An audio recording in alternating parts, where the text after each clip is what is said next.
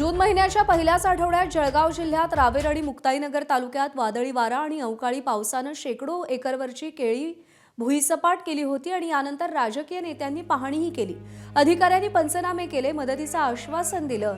मात्र झालेल्या वादळाची विमा कंपनीच्या हवामान मापक केंद्रावर नोंदच झाली नसल्यानं विमा कंपनीनं केळी उत्पादक शेतकऱ्यांना नुकसान भरपाई देण्यास नकार दिल्याचा धक्कादायक प्रकार जळगावमध्ये समोर आलाय। विमा कंपनीनं आता विमा देण्यास हात वर केल्यानं शेतकऱ्यांपुढे आता आसमानीनंतर सुलतानी संकट उभं राहिल्याचं पाहायला मिळत आहे। या सगळ्या संदर्भात नुकसानग्रस्त शेतकऱ्यांसोबत बातचीत केली आहे चंद्रशेखर नेवे यांनी।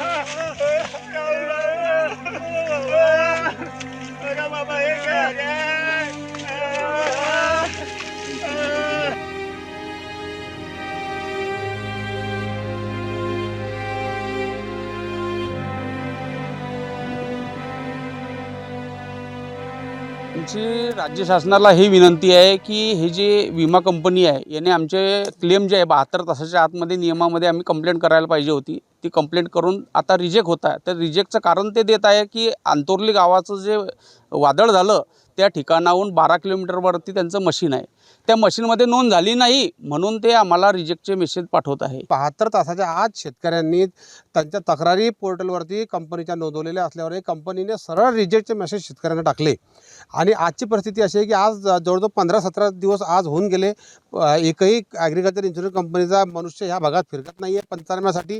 त्यामुळे शेती तयार कशी करावी हा मोठा प्रश्न आमच्या सर्व शेतकऱ्यांच्या समोर आहे। आधी काय व्हायचं की 20% 15% नुकसान व्हायचं, आता 100% नुकसान आहे।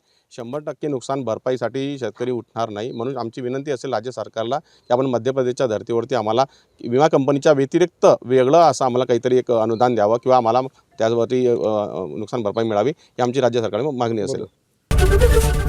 एबीपी माझा, उघडा डोळे बघा नीट।